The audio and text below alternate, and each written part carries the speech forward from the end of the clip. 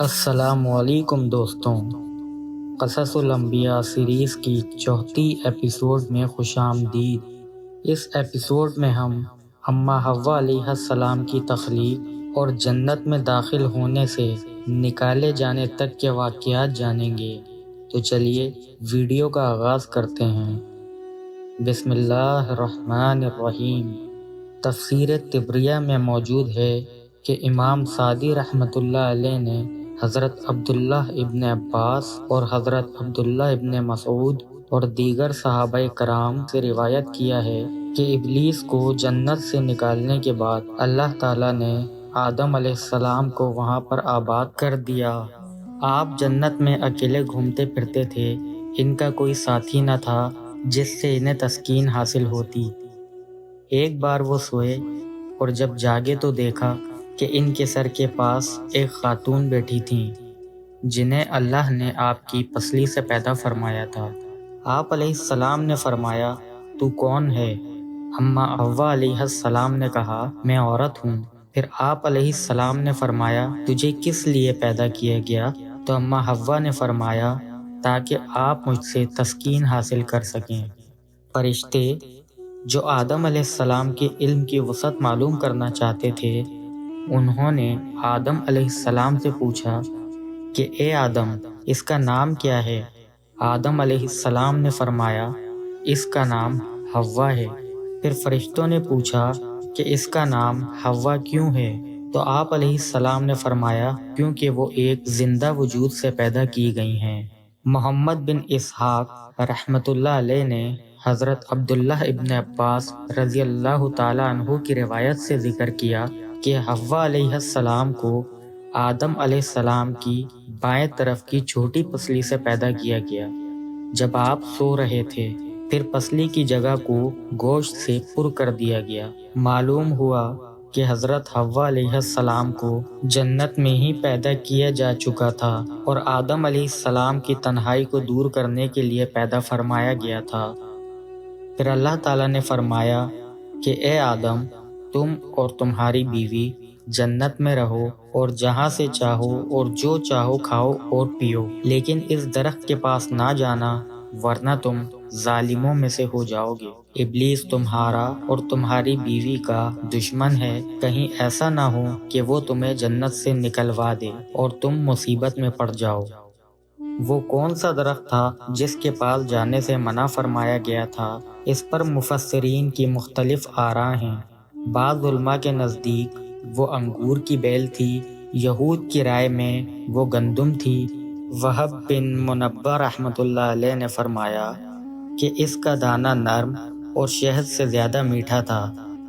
ابو مالک رحمۃ اللہ علیہ نے فرمایا وہ کھجور کا درخت تھا۔ مجاہد رحمۃ اللہ علیہ کی رائے ہے کہ وہ انجیر کا درخت تھا۔ ابو العالیہ رحمۃ اللہ علیہ نے فرمایا کہ یہ کوئی ایسا درخت تھا کہ اس کو کھانے سے قضائے حاجت کی ضرورت پیش آتی تھی اور جنت کی زمین میں قضائے حاجت مناسب نہیں۔ لیکن حافظ ابن کثیر فرماتے ہیں کہ اس حوالے سے سب سے بہتر بات یہ ہے کہ جس چیز کو ذکر کرنے کی اللہ نے ضرورت نہیں سمجھی، ہمیں بھی اس کے پیچھے زیادہ نہیں پڑنا چاہیے۔ یہ اختلاف معمولی ہے کیونکہ اللہ تعالیٰ نے اس درخت کا تعین نہیں فرمایا۔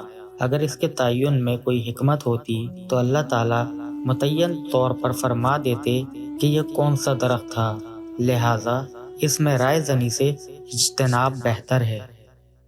جب آدم علیہ السلام اور اماں حوا علیہ السلام جنت میں رہنے لگے تو ادھر ابلیس کو ایک پل چین نہیں آ رہا تھا۔ اس نے اماں حوا یعنی عورت ذات کو استعمال کرنے کا منصوبہ بنایا۔ ابلیس نے اماں حوا کو بہکانا شروع کر دیا اور اللہ کے نام کی قسمیں کھائیں اور قسمیں کھا کر یقین دلایا کہ اللہ نے اس درخت سے شروع میں روکا تھا، اس لیے کہ اس وقت تمہاری نئی پیدائش ہوئی تھی، تمہارا جسم اسے برداشت نہیں کر سکتا تھا۔ اب ایک عرصہ ہو گیا ہے، اب تم مضبوط ہو چکے ہو، اب اسے کھانے میں کوئی حرج نہیں۔ اس درخت کا پھل کھا لو جس سے اللہ نے منع کیا ہے، اگر کھا لو گے تو ہمیشہ کے لیے جنت میں رہ پاؤ گے فرشتوں کی طرح، ورنہ تم مر جاؤ گے۔ اماں حوا اس کی باتوں میں آ گئیں۔ وہ سمجھ رہی تھیں کہ اللہ کے نام کی قسم کھا کر کوئی غلط بات نہیں کر سکتا۔ اماں حوا نے حضرت آدم علیہ السلام کو بھی قائل کر لیا کہ اس درخت کو کھانا پہلے ہمارے لیے درست نہ تھا لیکن اب درست ہے۔ بعض آراء یہ بھی ہیں کہ اس ممنوع درخت کا پھل آدم علیہ السلام سے پہلے حوا علیہ السلام نے کھایا اور آدم علیہ السلام کو بھی ترغیب دی تھی۔ ممکن ہے کہ صحیح بخاری کی اس حدیث میں اسی طرف اشارہ ہو کہ نبی کریم صلی اللہ علیہ وآلہ وسلم نے فرمایا کہ بنی اسرائیل نہ ہوتے تو گوشت کبھی خراب نہ ہوتا، اور اگر حوا علیہ السلام نہ ہوتی تو کوئی عورت اپنے خاوند کی خیانت نہ کرتی۔ بہرحال دونوں ابلیس کے بہکاوے میں آ گئے اور ایک دن انہوں نے وہ پھل کھا لیا۔ جیسے ہی انہوں نے پھل کھایا تو سب سے پہلے ان کے سطر کی جگہ ظاہر ہو گئی۔ وہ دونوں شرم سے ادھر ادھر بھاگنے لگے اور جنت کے درختوں کے پتے توڑ توڑ کر اپنے بدن پر چپکانے لگے کہ اس سے اپنے سطر کی جگہ کو چھپا لیں۔ انہیں احساس ہو گیا تھا کہ ہم سے اللہ کی نافرمانی ہو گئی ہے، لیکن ظاہر ہے آدم علیہ السلام کی یہ اجتہادی خطا تھی، کیونکہ نافرمانی کا تو تصور تک ان کے دل میں نہ تھا، اور شیطان کو معلوم تھا کہ اس درخت کی تاثیر یہ ہے کہ جو اسے کھاتا ہے بے لباس ہو جاتا ہے۔ گویا شیطان نے انسان پر جو پہلا وار کیا ہے وہ یہی بے لباسی کا وار تھا۔ پھر اللہ تعالیٰ نے ان کو آواز دی اور کہا، کیا میں نے تمہیں منع نہیں کیا تھا کہ اس درخت کے قریب نہ جانا؟ کیا میں نے نہیں بتایا تھا کہ شیطان تمہارا کھلا دشمن ہے؟ اب اللہ نے انہیں جنت سے اترنے کا حکم دیا اور فیصلہ فرمایا، تم انسان اور شریر جنات زمین پر بھیجے جا رہے ہو، تم زمین میں ایک دوسرے کے دشمن ہوگے، قیامت تک تم ایک دوسرے کے خلاف رہو گے۔ اس دوران جو میرے بھیجے ہوئے پیغمبروں کی اطاعت کرے گا وہ کامیاب ہوگا، اور جو شیطان کے راستے پر چلے گا وہ جہنم میں جائے گا۔ تمہیں ایک وقت تک دنیا میں رہنا ہوگا اور اس سے فائدے اٹھانے ہوں گے۔ تم یہیں زندگی بسر کرو گے اور یہیں مرو گے اور یہیں سے ہی دوبارہ اٹھائے جاؤ گے۔ معلوم ہوا کہ شیطان نے آدم علیہ السلام سے اپنی دشمنی کا عملی مظاہرہ کرتے ہوئے انہیں جنت سے نکلوا دیا۔